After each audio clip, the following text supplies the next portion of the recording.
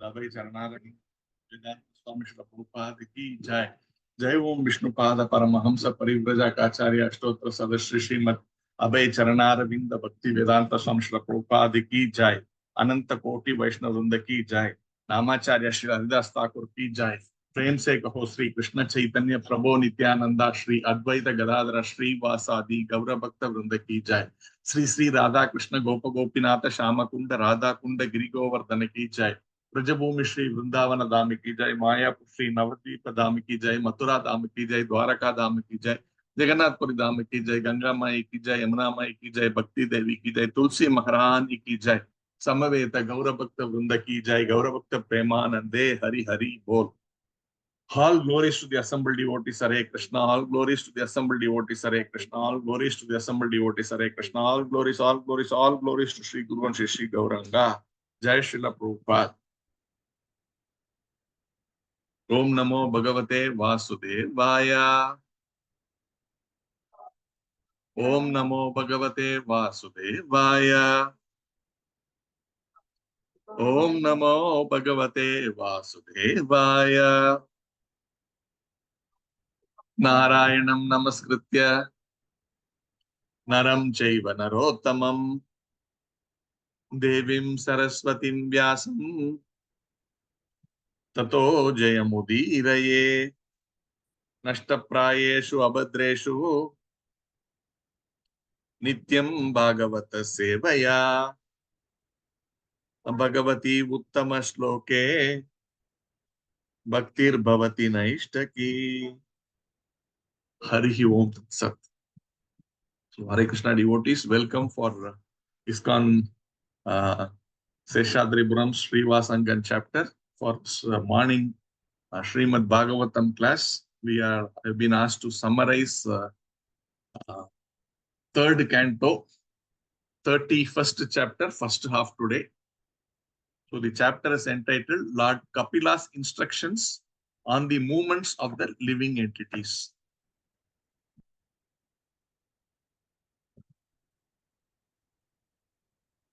This share the screen.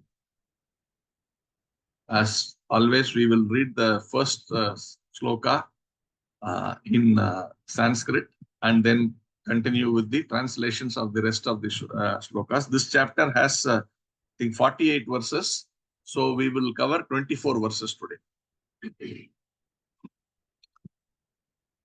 Shri Bhagavan Uvacha Karmana Daiva Netrena Jantur Deho Papataye Shriyaha Pravishta Udaram Pumso Retaha Kanashrayaha.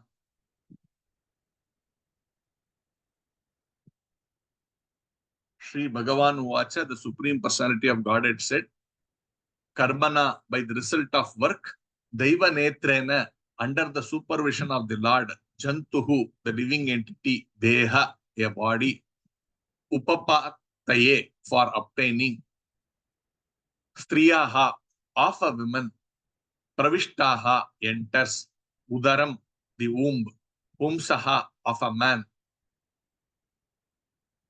Retaha, of semen, Kana, a particle, Ashrayaha, dwelling in.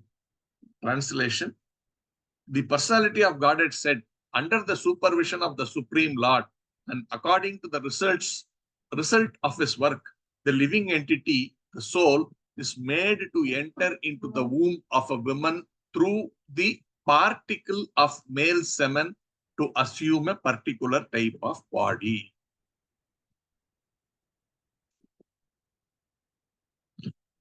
So this chapter is basically continuation of the earlier chapter, which is described as description of adverse fruitive activities.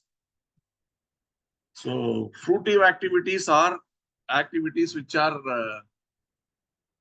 performed for sense gratification. And there is also what you call here, since they are using the word adverse, then there is also sometimes called favorable, maybe, a favorable fruitive activity and adverse fruitive activity. Favorable, not in terms of a spiritual perspective, but in terms of a bodily perspective. We need to be clear with that. And here, adverse. Adverse means which is not conducive. That means whatever activities which are performed for sense gratification, which are abominable, because of which the living entities is put into so much of difficulties. So that chapter described about what all, the living entity goes through, what are trouble that the living entity goes through because of his bad karma, bad activities. And it was very horrible if you really read through, and I think most of you would have already attended those sections. And they are thrown into the darkest regions of the hell. So there are a couple of planets there where these living entities are thrown into, and particularly this is possible only when we are in a human form of life. So from a human form of life, they commit such abominable activities, because in an animal life, it is more or less like a conveyor belt. So their actions are, you can't say, okay, an animal has a karma, that, a tiger killed a deer and therefore he got karma. No, that is more of a punishment to be a lion or a tiger. But it's not like that they get karma, but only when we have the ability of discrimination, that, I can think about my action and take a call. Okay, this action is something which I can do, or which an action which I should restrain myself from doing. So that discrimination power is there in the human form, and therefore the karma is also there for the human form. That means the benefit of your action, or the negative benefits of your action, that because I am taking the decision based on my discretion, and therefore it is only logical that I take the the results of such actions that I wanted to perform. So this is the concept as a result. So when a person does these abominable activities, he is thrown into the darkest region of hell. And there are, I think, three major hells. One of them is the Andha Tamira. One is Tamira, Andha Tamira, and there is one more, I forget the name. So these three are the major hells into which these human beings, one who's in a human being condition, who performed abominable, and as the title says, unfavorable, adverse fruitive activities. Whoever performs adverse fruitive activities go into those Andhathamira planetary systems.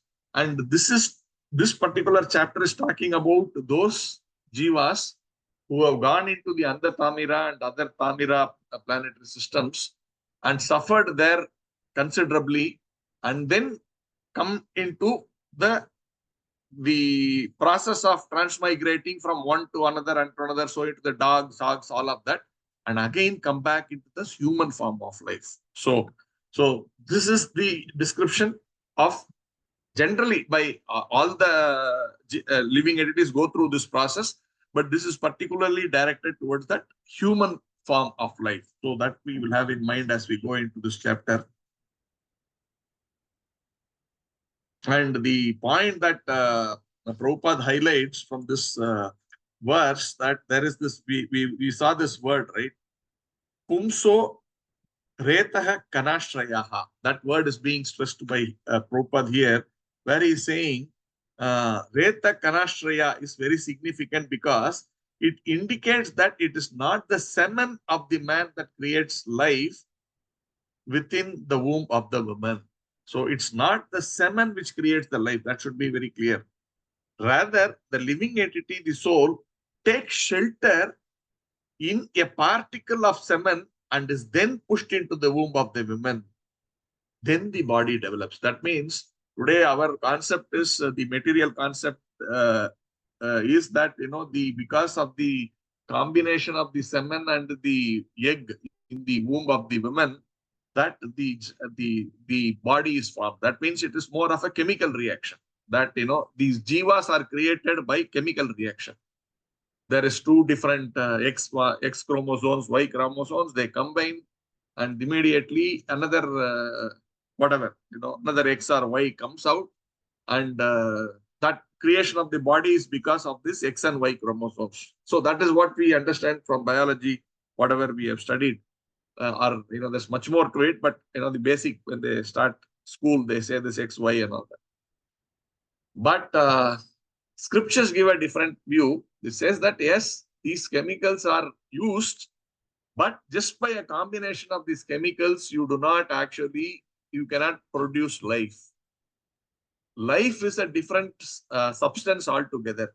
That soul is got nothing to do with this material world or the material particles or the material elements that are there. That is completely independent and separate from these material compositions. But it actually takes shelter in that cement. That means that womb is actually pushed into that cement, and it is using that as a vehicle to go into the what do you call the egg. It penetrates that egg, and then after that the biological things happen. But only because of the soul which is present there, that development happens. The development cannot happen without the energy which is there, and that energy is that soul which is there, and it is actually induced through this particle called semen. So this is important. It is not that biologically that some elements combined together to form another element is not correct. To form the life is not correct. That Prabhupada is stressing on this verse. He says it is unacceptable, Prabhupada writes. Okay. The second one, on the first night, the sperm and the ovum mix, and on the fifth night, the mixture ferments into a bubble. On the 10th night, it develops into a form like a plum, and after that, it gradually turns into a lump of flesh or an egg, as the case may be.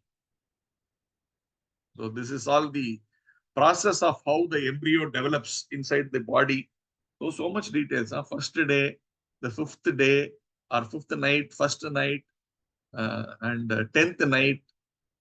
So much details. You cannot simply say first night or 10th night or 11th night unless there is absolute knowledge about that process, right? So Prabhupada writes, there are 4 kinds of types in which the body develops. One is this trees and plants, which actually sprouts from the ground, from earth. Then the second one grows from perspiration. Sometimes, when I read this first time, I was so shocked how from perspiration that bodies are developed. But he's giving these examples as flies, germs, and bugs. That from the perspiration, the bugs, we also understand, right? In these bed bugs, they call it. Why they are there mostly in the beds? Because that perspiration is more there in the night when we are sleeping, and then from that it germinates the germs. Then the third kind is the egg, which is basically from the birds, and some kinds of reptiles. They have this egg. The embryo is developed from the egg. And lastly, the what do you call the so-called the mammals in biology, where the child is simply born not from within an egg, but that whatever that shell is broken, and it's not actually an egg in that sense, but the child comes out from directly from the body of the human being. So, and here it is talking about these 2 categories of eggs and the mammals kind of a thing. That's what Prabhupada writes.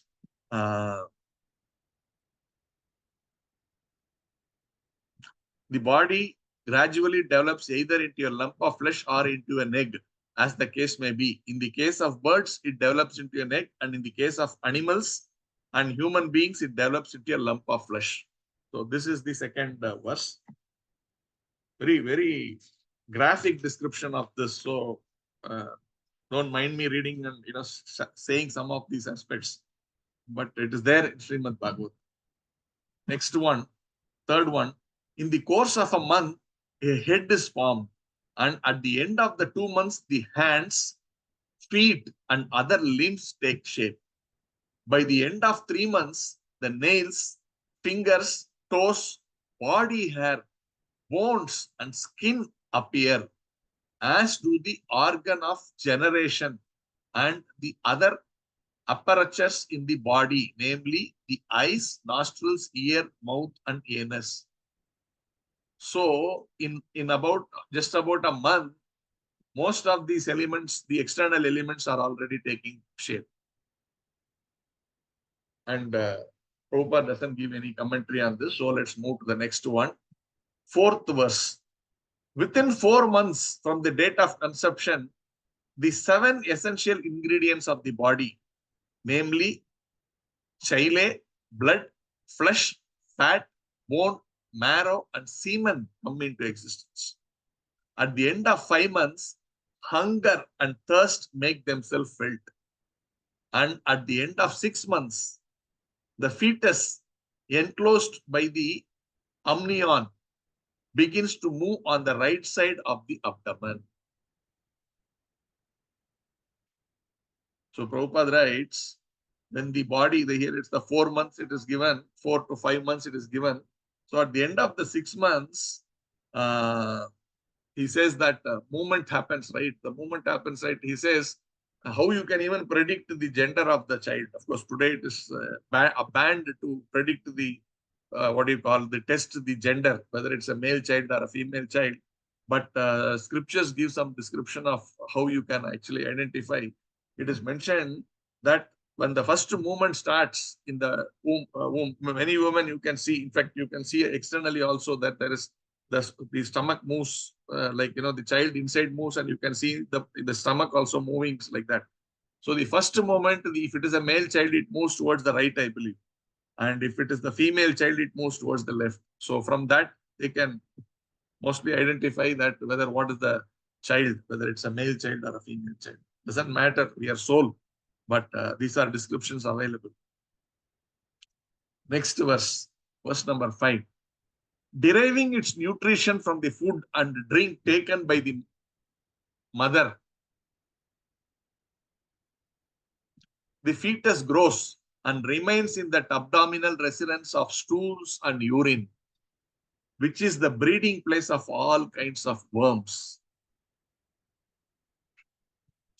So Prabhupada here is quoting that in Markandeya Purana, he says how in Markandeya Purana, the description is there of how the umbilical cord is there and how the umbilical cord is connected to the mother's digestive system and the child's digestive system, and how the food is accepted by the child through this umbilical cord from the food that the mother is already taking, digesting, and then giving it. That has been explained.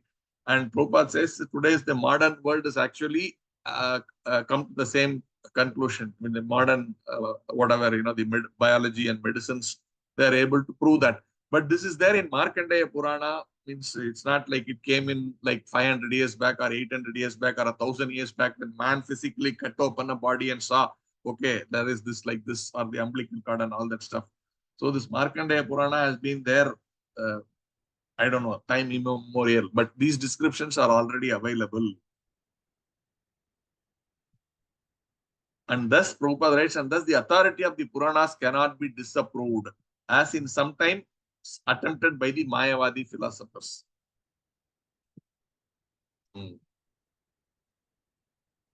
So Prabhupada also talks here.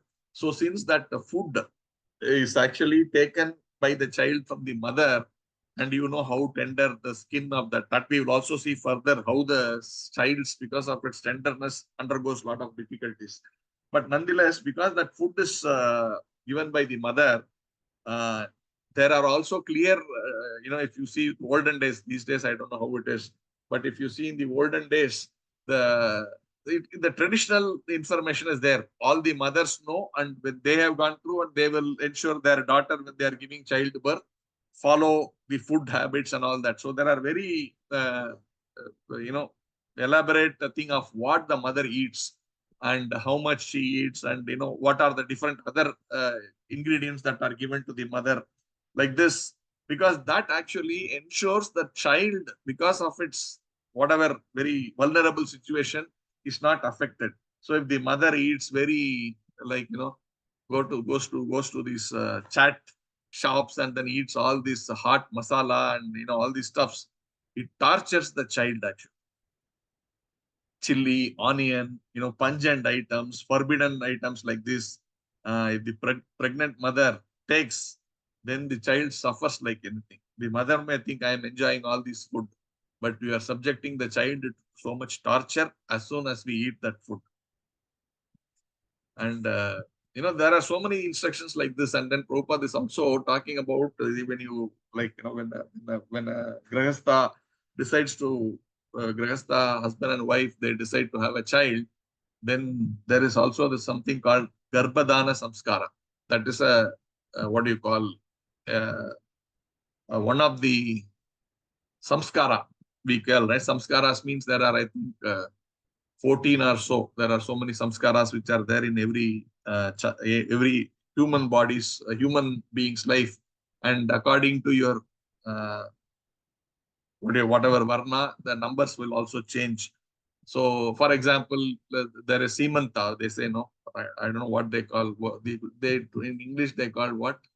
Uh, Baby shower, right? They call baby shower like this. So this the Simanta. There is so many things even before the child is born, and then after the child is born, then there is this namakarana, and then the first day food is given.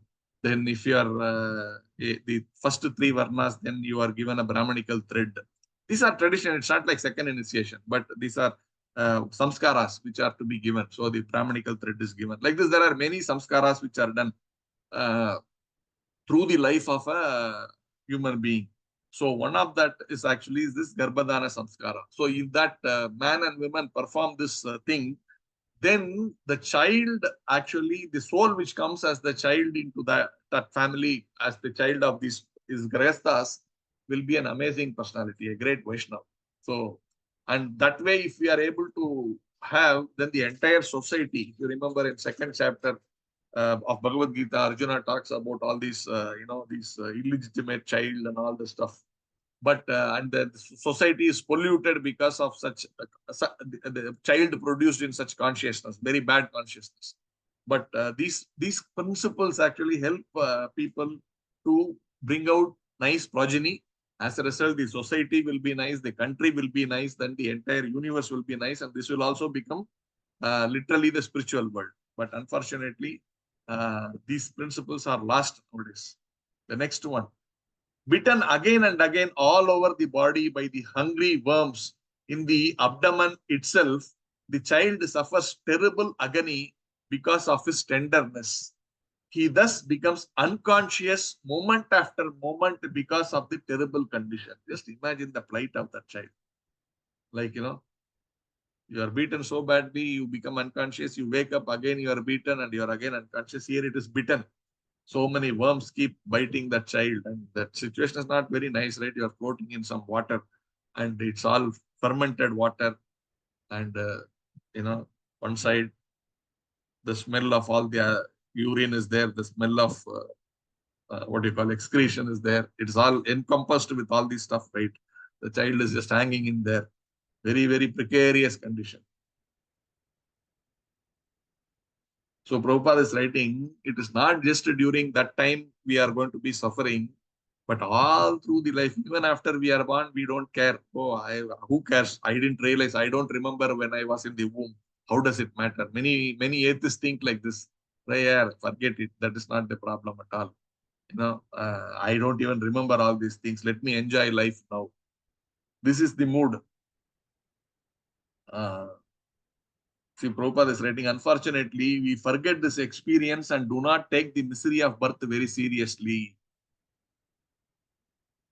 No, Prabhupada is saying in Bhagavad Gita, therefore, it is specifically mentioned that one should be very alert to understand the specific difficulties of birth and death.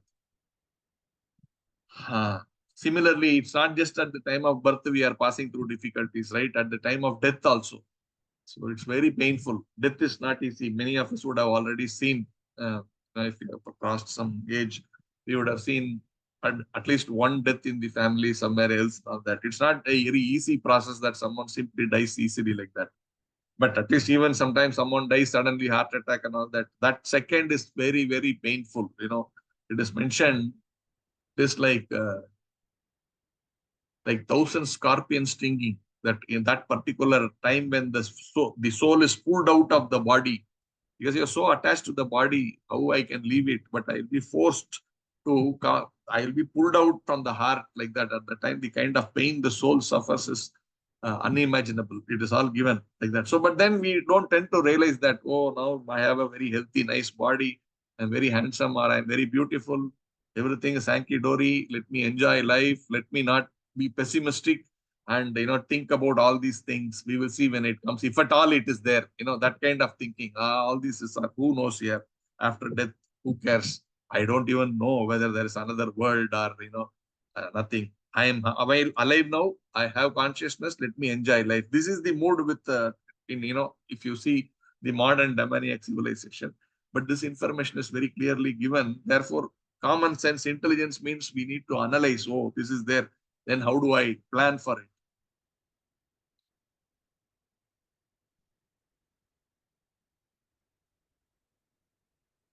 So Prabhupada is writing, uh,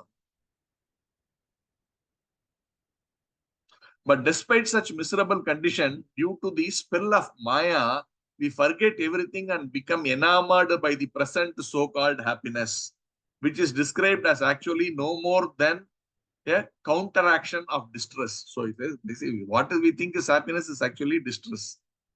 It's there, no, in Bhagavad Gita somewhere in the later chapters it is mentioned. What we think as, what do you call, sweet is, I mean, whatever, nectar is actually poison. But what we think as poison is actually nectar. So this material life, what we think is so happy, very glorious, initially it feels like that, but actually it is poison.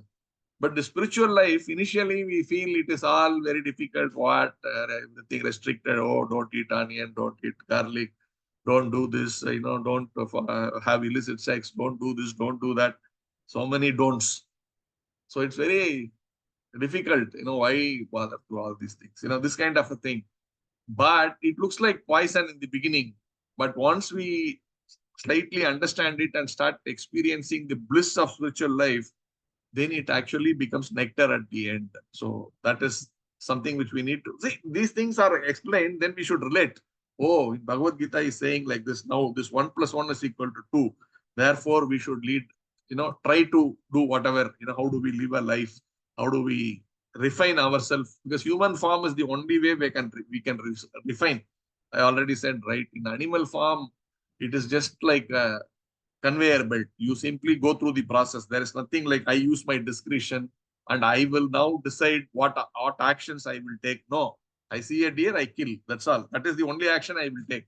It's not like, oh, I cannot take that deer is pregnant. Let me leave it. This kind of discretion doesn't happen. It is natural. Instinct kicks in, and I just have to do it in an animal life. Next one, owing to the mother's eating bitter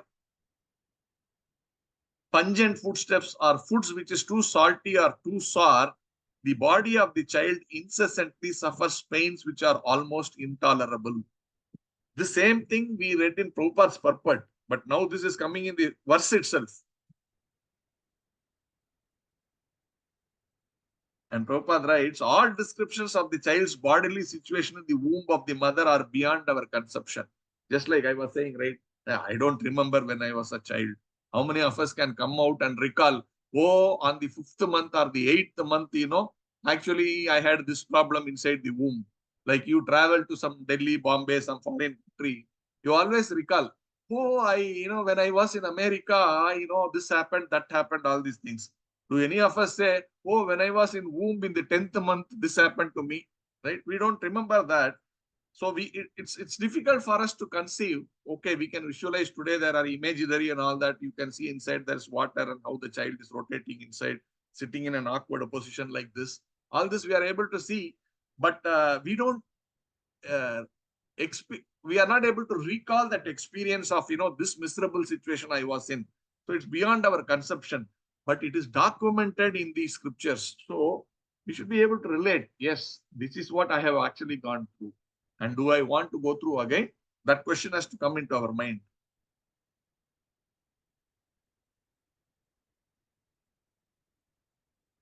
So how is it that he is able to go through? That is also mercy of the Supreme Lord, that the conscience is not so very well developed. That mercy of the Lord, that okay, you are have to be in that condition to come out into this world, so I will protect you. So he is actually giving not this fully like the consciousness in which how we are in.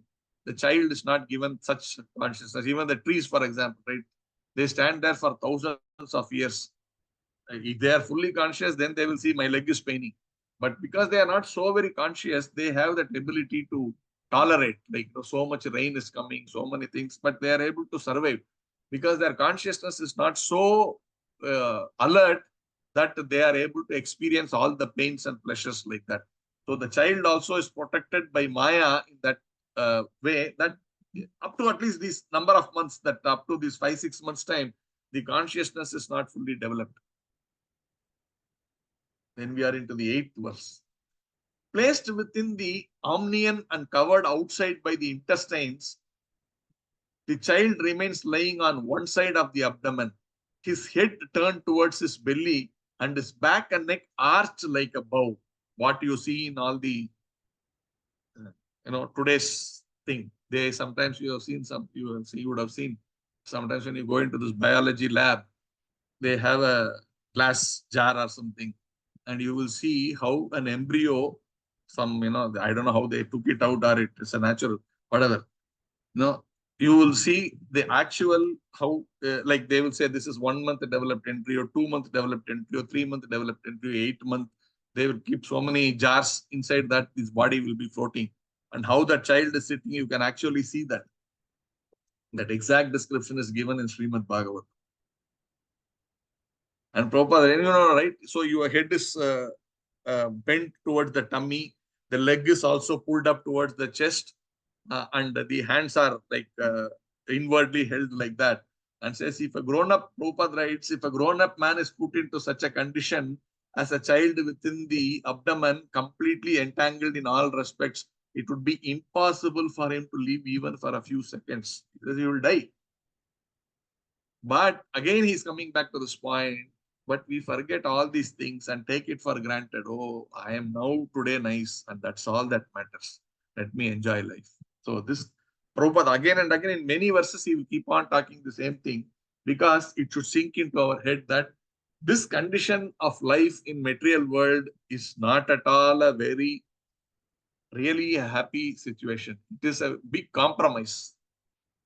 And we, with all the with all the difficulties, we keep on compromising. Like, for example, you see a cockroach.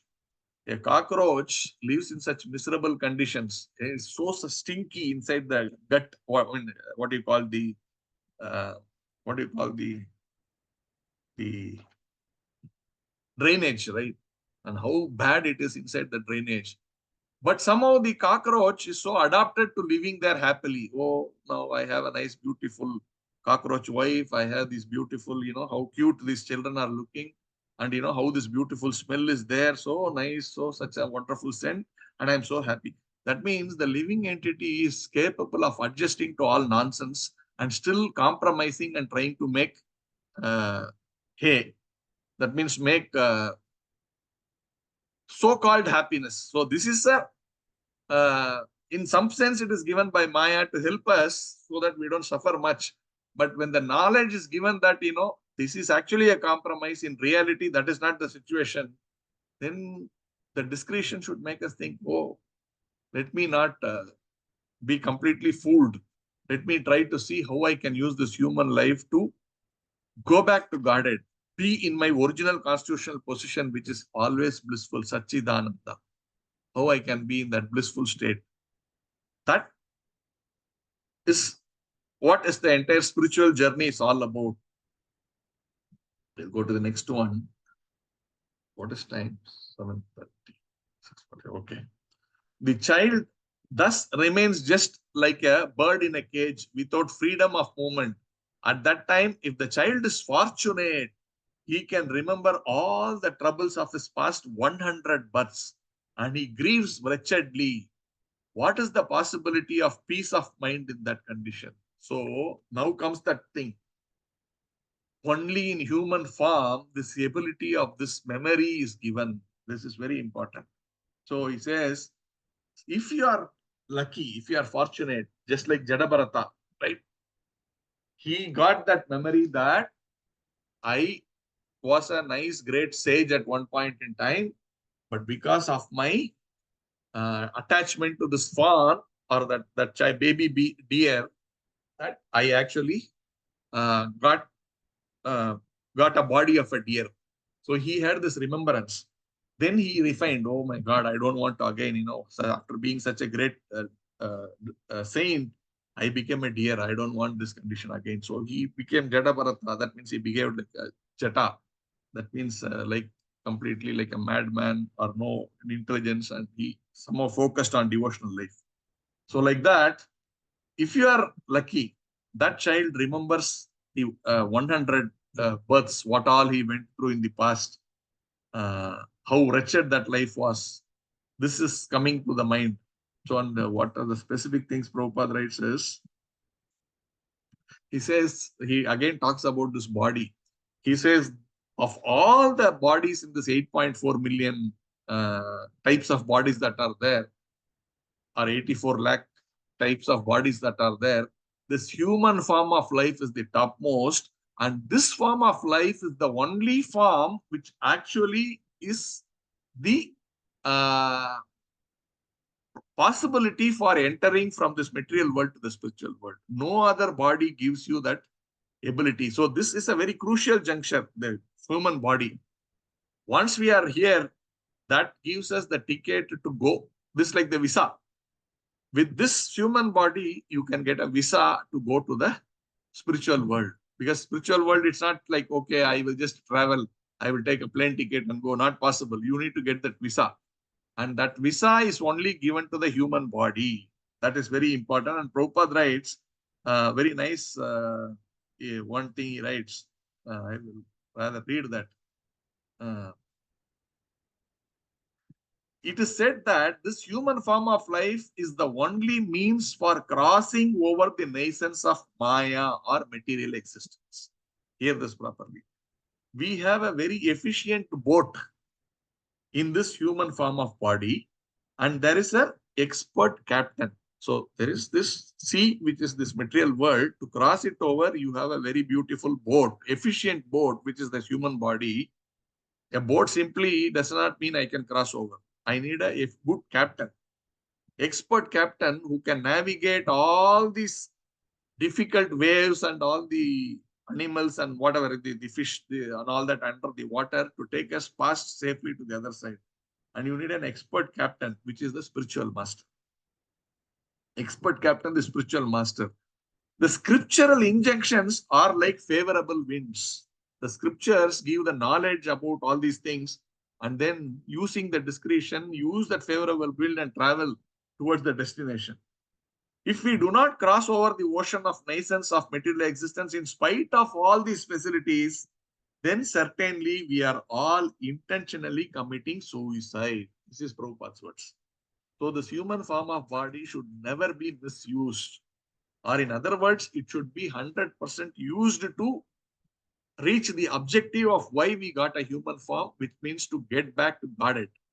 And this should be our last life. After this, no more birth, death, old age, and disease. That we are actually in our constitutional position, blissful Sachidananda Vigraha, and serving the Supreme Personality of Godhead in that blissful state. That is the expectation. Thus, endowed with the development of consciousness from the 7th month after his conception, the child is tossed downwards by the airs that press the embryo during the weeks preceding delivery.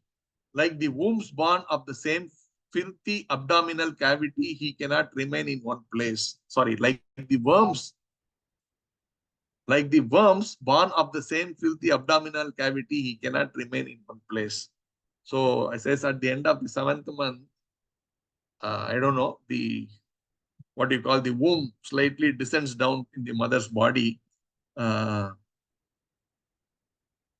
because of the pressures that is there, and naturally the airs which push the embryo down in towards that suspended womb.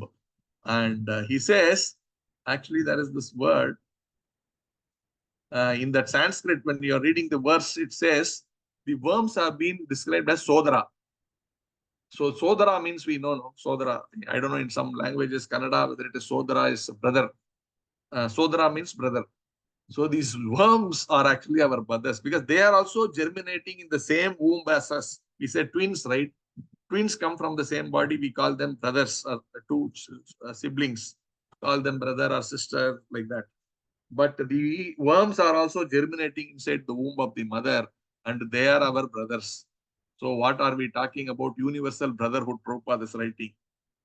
It's not about only humans who are our brothers. Even these germs are our brothers. So much is the situation of how we should be thinking about this entire world as our brothers and sisters. That's what Prabhupada is writing there.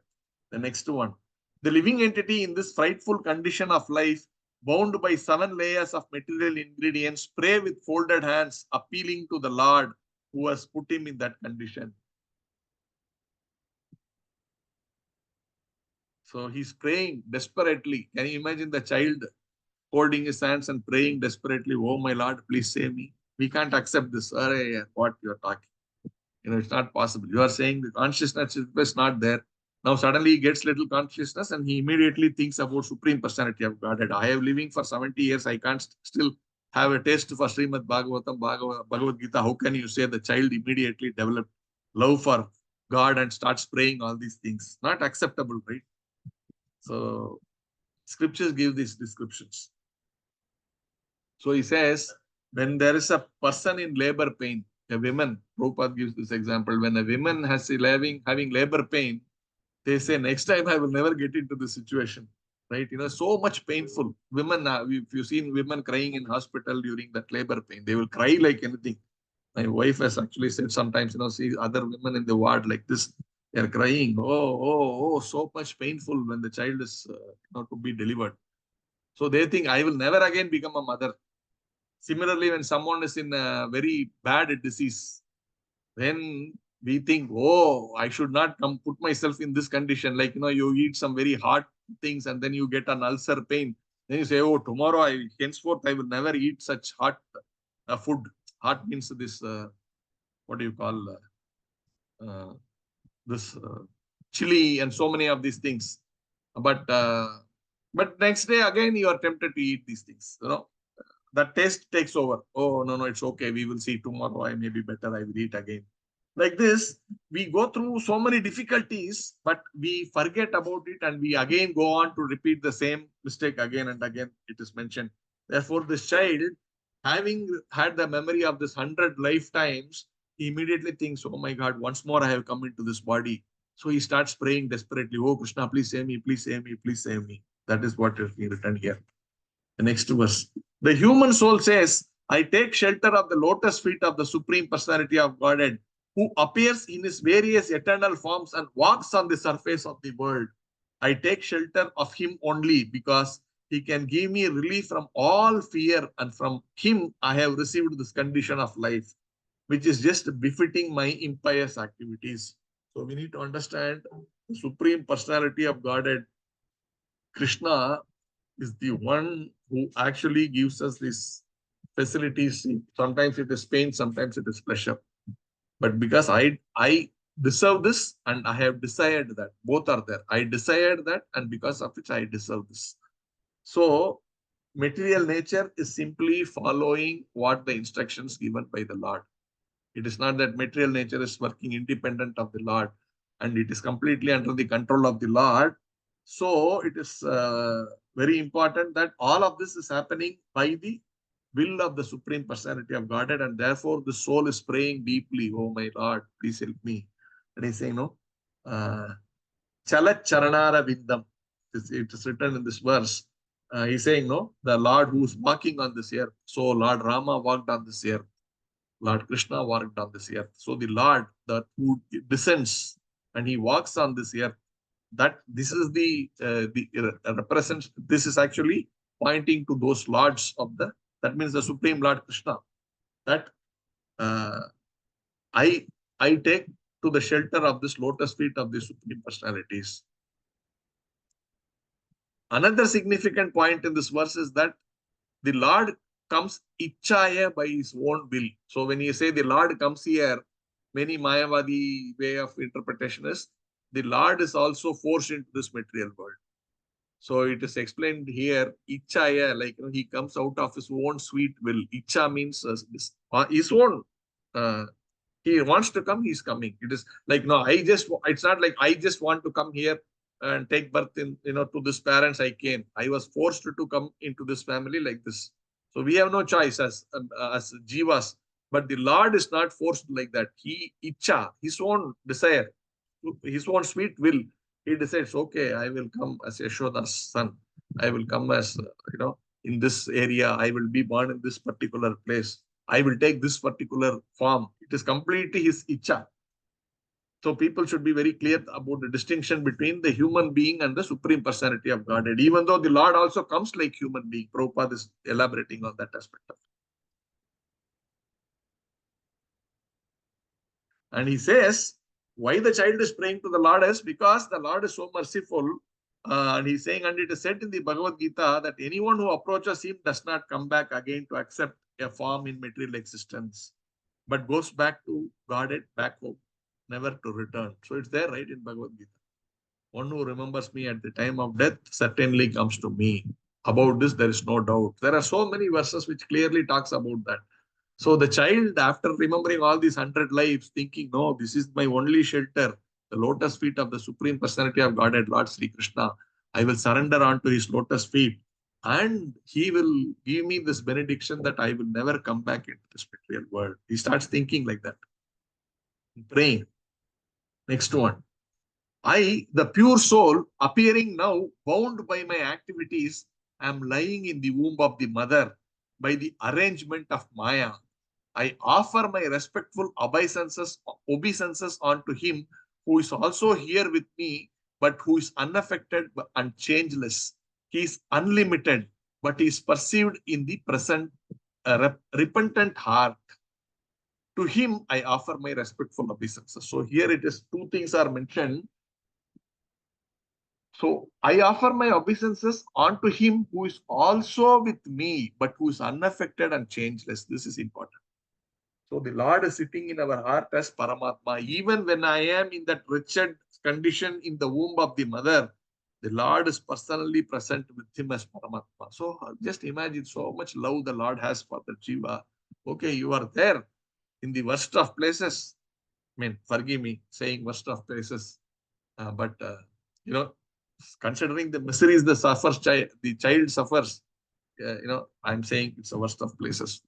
But of course, that is the shelter for us before we came out. We always respect the womb so much, even though it's in a difficult situation. But that is what gives us the entry to this world to do self-realization. So it's a very sacred place in one sense. It's all, but from the bodily perspective, because we suffer, it's a very difficult. So the Lord is remaining along with this soul in that place. But what we need to understand is only the body, because of the soul, because it is a feeling attached to the body, is feeling that problems. But the super soul, even though he is also in that place, is never actually going through these miseries. That we should know to distinguish very clearly. Because Mayavadis also think, oh, Rama also took birth. He also suffered in the womb. He was also beaten by the worms like how a normal jiva is beaten. No, we need to be very, very clear. The Lord is never subjected to the material condition of this world. And the other one is, like, there are some words used that Prabhupada is pointing out. He says the Mayavadi philosophers, because of their impure hearts, cannot understand that the Supreme Lord, the super soul, is different from the individual soul. It is said here, Atmayamana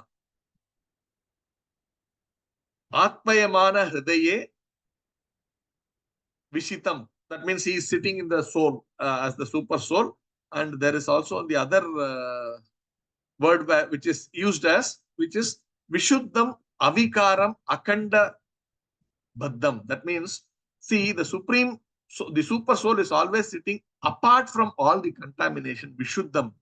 The living entity is contaminated and suffering because he has material body, but that does not mean that because the Lord is also within, he also has the material body. He's avikaram, that means changeless. The the living entity undergoes all these changes. We saw first month, second month, first day, 10th day, whatever, all those things. But the Lord does not undergo any of these actual changes which the Jiva is going. So the difference between the humans and the Supreme Lord, or the Jiva and the Supreme Lord, should be very clear from the Vaishnava understanding, not Mayavada understanding. Okay, next. I am separated from the Supreme Lord because of my being in the material world, which is made of 5 elements, and therefore my qualities and senses are being misused, although I am essentially spiritual. Because I am taking this material body, I am attaching to this material elements. And because of my forgetfulness of my original position, I am thinking I am the body, and I am misusing my body altogether for sense gratification. Because the Supreme Personality of Godhead is transcendental to material nature and the living entities, because he is devoid of such a material body, and because he is always glorious in his spiritual qualities, I offer my obeisances unto him. So this distinction between the human, with the Jiva and the Lord, is being remembered by the Jiva. He says why he is the Supreme Lord and why I am suffering. That, in that verse it is already described nicely. Then the human soul further prays. The living entity is put under the influence of material nature and continues a hard struggle for existence on the path of repeated birth and death. This conditioned life is due to his forgetfulness of his relationship with the Supreme Personality of Godhead. Therefore, without the Lord's mercy, how can he again engage in the transcendental loving service of the Lord? So this we have elaborately seen so many times about, what is our constitutional position, and because of our forgetful nature of our constitutional position, identifying ourselves with the body, we are put and affected by the actions that we do, that we get the karma, because of which we get another body which is suitable for the karma that I have performed earlier, and also because of the desires for what I want in the future. Combination of all these things, I get a body, and I again take birth, and again, because it is a, what do you call, ashashvatam dukkalayam, I need to be, because it's impermanent, that body has to be lost, and because it is dukkalayam, I need to suffer. So this cycle is there. We have read this many times in Bhagavad Gita, that the soul is remembering all these things, just like we also now know all these things theoretically. But how is the application going to happen? That is more important. Now, next one. We are in verse number 16. No one other than the Supreme Personality of Godhead, as the localized Paramatma, the partial representation of the Lord, is directing all innate and animate objects. He is present in the 3 phases of time: past, present, and future. Therefore, the conditioned soul is engaged in different activities by his direction, and in order to get free from the threefold miseries of this conditional life, we have to surrender on to him only. So whatever that is happening to us is happening because of the sanction of the Lord. I desired, the Lord sanctioned it. And without the Lord's sanction, nothing can happen. You all know this from the Damodar Leela. You remember that 3 finger? No, 2 finger. From the 2 finger thing. One is our endeavor. I need to do endeavor to get my result. Okay, then can you say, oh, I endeavor, therefore I deserve it. I need to be given that fruit of my action. You may think it is right. It is in a correct state, but we need to understand that is not the case. I may have performed an action and I may deserve to get that result, but I need a sanction. That is the 2 finger. So the Lord sanctioned that Mother Yashoda is trying to bind the Lord. So it is her action.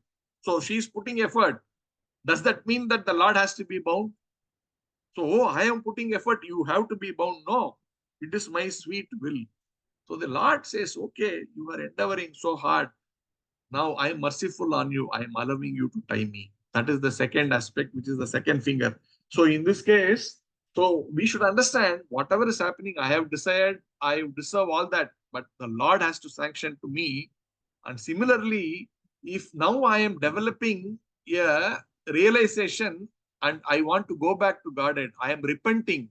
I am repenting now. Oh, this is wrong. I made all the mistakes. Now I am repenting. I want to stop all this uh, abominable life and I want to go back to Godhead.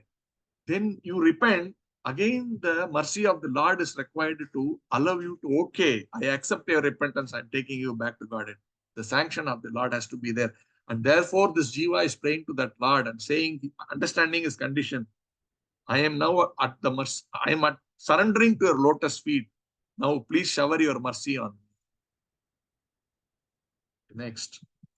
Fallen into the pool of blood, stool, and urine within the abdomen of his mother. His own body scorched by the mother's gastric fire.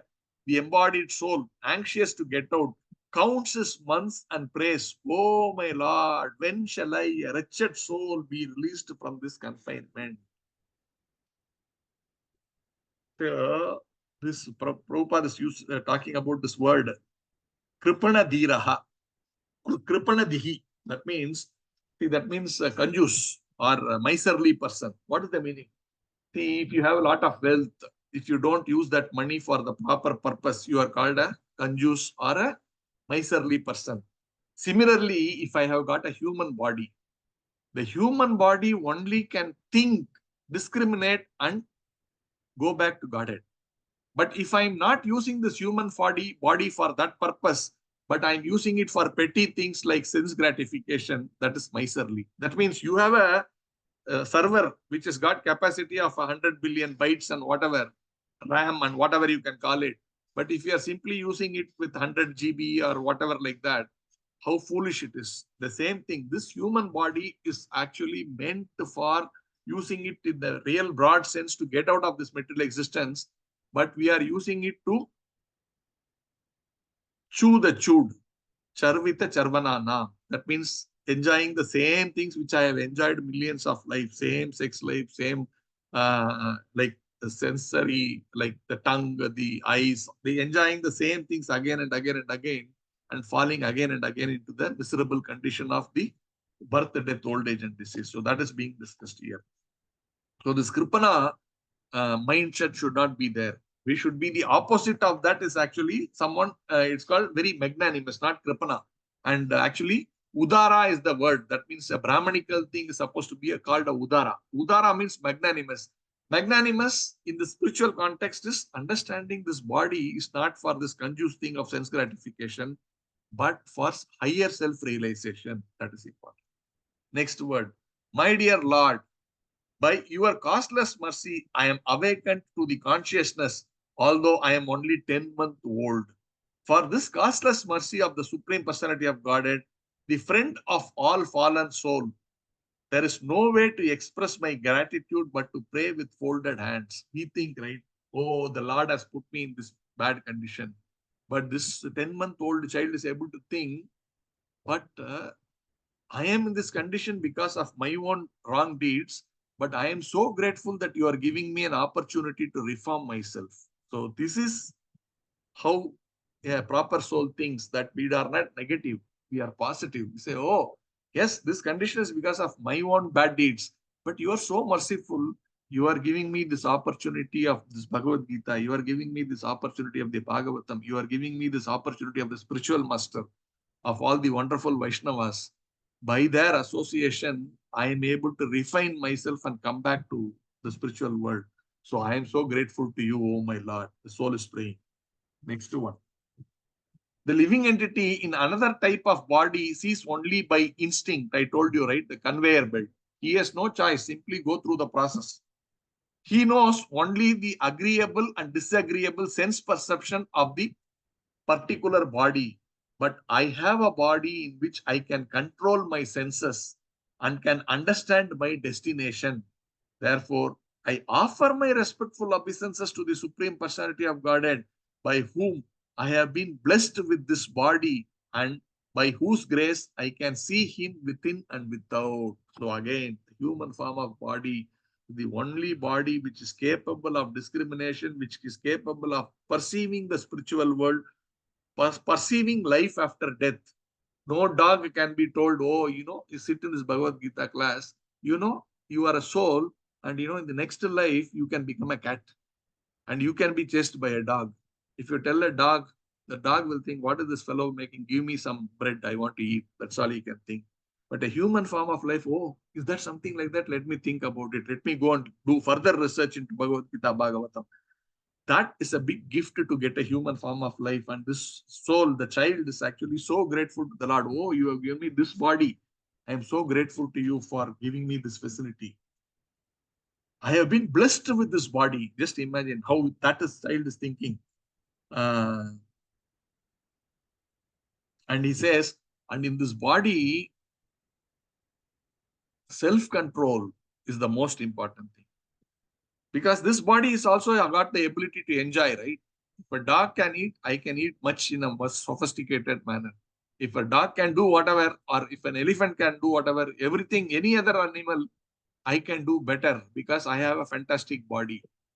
But actually, this body is for what do you call sadhana? That means to do austerities, to refrain myself from doing some of the things which I am actually got very good facility to do.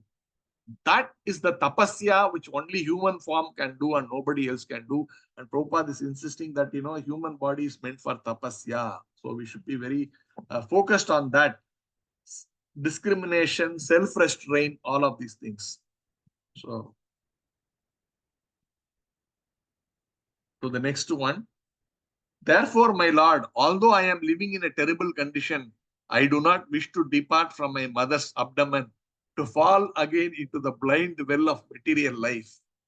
Your external energy called Deva Maya at once captures the newly born child and immediately false identification, which is the beginning of the cycle of continual birth and death, begins. So the child is saying, oh, I know I'm in a very bad situation, but I don't want to go and take birth. Please don't allow me to go out of this body. You remember someone like this? Someone said like this? Prahlad Maharaj. Prahlad Maharaj. Anyone else? Parikshit Maharaj. Parikshit Maharaj or Sukadeva Maharaj? Sukadeva Goswami. See, Sukadeva Goswami, he was in the womb. He said, I will not come out. If I come out, this material world is so bad. I am now in full of knowledge, but I don't want to come out of this material world. Come out to this material world. Then his father, he had to pray to Lord Krishna and say, Krishna, this child is not coming out. He is a very self-realized person. So please, so Krishna comes and gives him guarantee. Hey child, don't worry. Even when you come out, you will not be touched by Maya. After Krishna gives this assurance, Sukadeva Goswami comes out and he walks out. I think 18 years or something he was inside the womb. 13 years he was inside the womb. He never came out. This child here, what we are reading, is thinking, I don't want to come out. But Sukadeva Goswami is so powerful, he remained there. And Krishna had to personally come and give him guarantee. Don't worry. You come out, I will ensure you are not touched by Maya. So he just walks out and then he just walks out of the home. No father, mother, love, nothing. He just walks out. Not affection, this attachment, all this. He's walking out. His father is running after him. Oh, my son, you are just leaving me like this. Himself a big realized person, but Sukadeva Goswami is so realized. He walks out. So the child, so that way you and I also could have been a Sukadeva Goswami, like when we were in the womb, that praying, oh Krishna, please don't let me out. But we have forgotten, but Sukadeva Goswami remained like that. So very nice. So last two verses, I know I am beyond time, 15 minutes beyond time, but give me one more minute, I will finish. Verse number 21. Therefore, without being agitated anymore, I shall deliver myself from the darkness of naisance with the help of my friend. Clear consciousness. Simply by keeping the lotus feet of Lord Vishnu in my mind, I shall be saved from entering into the wombs of many mothers for repeated birth and death. Just imagine, so beautiful, so thought through, so deep words of many mothers, the wombs of many mothers. I shall be saved from entering the wombs, into the wombs of many mothers and repeated birth and death. So he's saying, with clear consciousness, with the help of clear consciousness, we see, no, our mind is the best friend, our mind can be the worst enemy. In Bhagavad Gita, we have seen that. Prabhupada is actually referring to that. He's saying, therefore, don't waste your time. Simply chant Hare Krishna, Krishna Krishna, Hare Hare, Hare Rama, Rama Rama, Hare Hare. He says, can be chanted even within the abdomen of one's mother. One can chant while sleeping, while working, while imprisoned in the womb, or while outside. This Krishna consciousness cannot be checked in any circumstances. The conclusion of the child's prayer is, let me remain in this condition. Although it is very miserable, it is better not to fall a victim to Maya again by going outside. So that same thing we can do. Okay, I have come outside. Fine. I'm not Sukadeva Goswami. I have come out. But even now, I can chant Hare Krishna in whatever condition I am in. I can be engaged in devotional service all my life. Whether I'm working, I am traveling, I am doing whatever. But all the back of my mind, I am always chanting. One small pastime of Prabhupada. I can't, go without giving one Prabhupada class. Prabhupada Pakata. There was once a reporter was interviewing Srila Prabhupada. So you are saying all the time you chant Hare Krishna, Hare Krishna, Hare Krishna. But right now you are giving an interview to me. How are you thinking of Krishna? Very logical question, right? You are right now attending to my interview, so you are answering my questions. Where is Krishna chanting happening in your mind? Prabhupada said, no, that is happening in the back of the mind. That means, so that is the practice, that is the consciousness that, while externally is engaged in whatever, his mind is already all the time chanting Hare Krishna. So this is Prabhupada's specific interview. This is not something which I have cooked up. I have heard this, in Prabhupada's disciple, there is there's a nice video. I don't know how many of you have seen that. There's a series of 10 or 12 CDs following Srila Prabhupada. You should all see that one. Very beautiful. Like all these disciples who are now 70-year-old, 80-year-old, they recall, okay, in 1970, 1968, I was there in that place when Prabhupada, they will say this date, that place we were there, and this happened, and they recollect the memories of Srila Prabhupada. So that, and then that video of that time is played like that. So in that one of those things, I heard this thing where Prabhupada says, yes, I'm talking to you, but in the back of my mind, Hare Krishna chanting is going on all the time. So like this, we can also try, whatever we are doing. So the last verse, it's very small, I will read. Lord Kapila continued, the 10-month-old living entity has these desires even while in the womb. But while he thus exalts the Lord, the wind that helps the wind that helps parturition propels him forth with his face turned downwards so that he may be born. So while all this is happening, the process of childbirth, the child is turned upside down, and then whatever wind is called, that is actually pushing the child lower towards the lower abdomen of the mother. So he comes face down like that. Pushed downwards all of a sudden by the wind, the child comes out with great trouble, head downwards, breathless and deprived of memory due to severe agony. So Prabhupada writes, sometimes it's so painful. Sometimes a child dies while coming through the passage. It's very difficult. And that the mother also, I said, right, such painful thing to have the child, give delivery to a child. But sometimes many mothers also die. In those days, you will see many mothers died during childbirth. But today we cut open the the stomach and take the child out, cesarean we call it. We say therefore there is no trouble for the child or the mother. But we can do all that. But again we may take another birth. What if I go into a dog's body? There is no cesarean in a dog's body. If I am doing all these things, then I will be made to force to experience. Oh, you try to avoid this punishment. Okay, now you go into an elephant's body.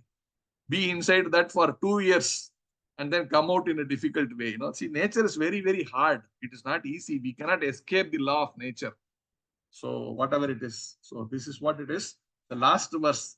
The child thus falls on the ground, smeared with stool and blood, and placed just like a worm germinated from the stool.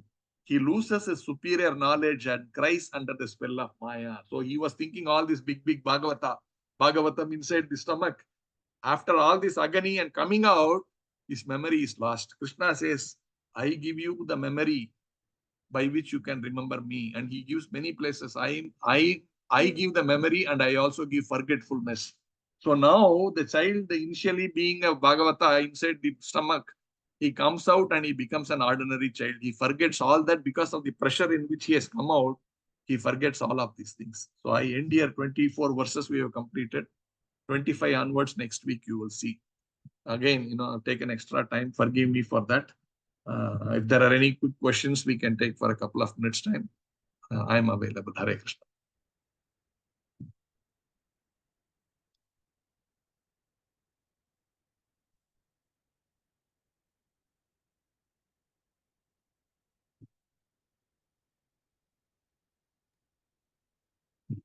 Prabhuji, thank you very much. That was a very well covered class.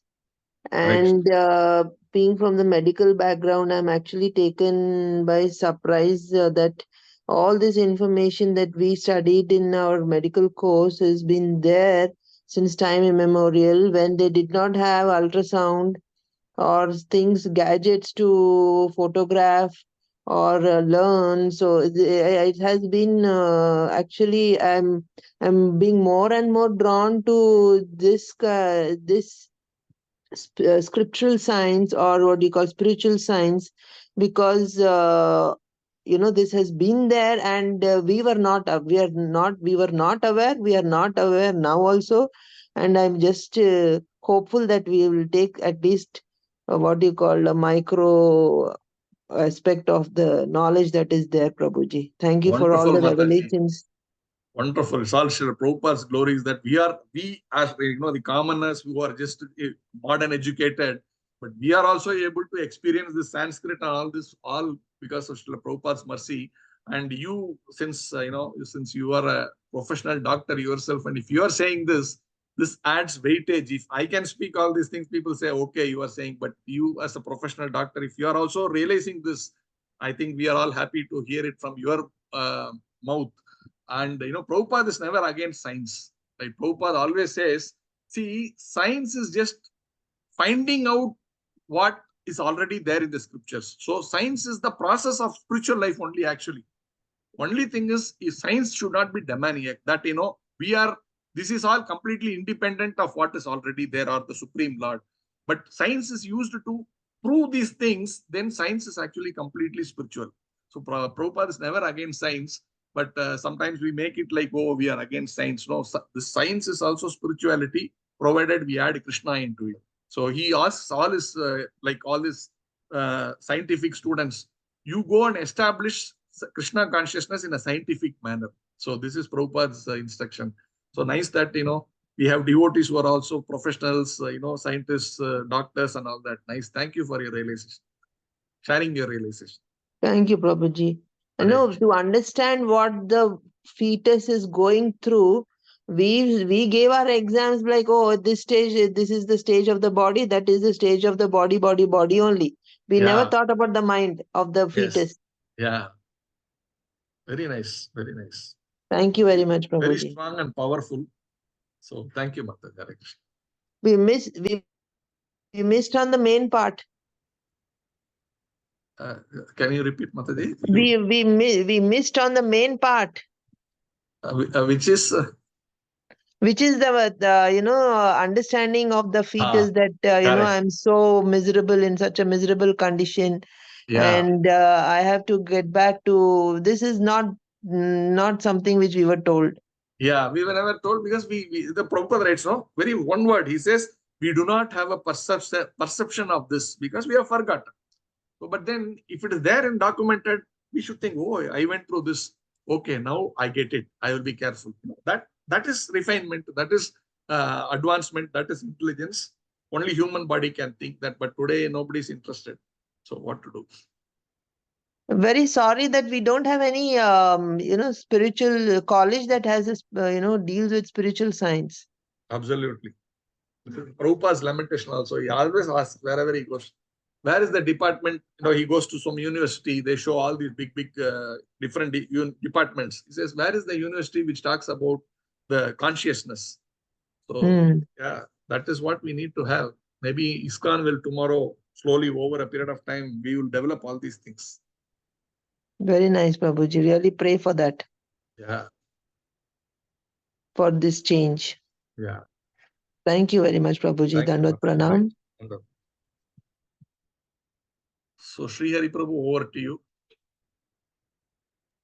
Thank you, Prabhu. Thank you very much. A very insightful class and very eye-opening also. So thank you so much. And All glory to Srila Prabhupada. Hare Krishna, Prabhuji. Dandavat Pranam. Thank you. Dandavat Pranam. Thank you, Prabhuji. Dandavat Pranam. Hare Krishna. Hare Krishna. Hare Krishna, Prabhuji. Dandavat Pranam. Dandavat Pranam. Hare Krishna.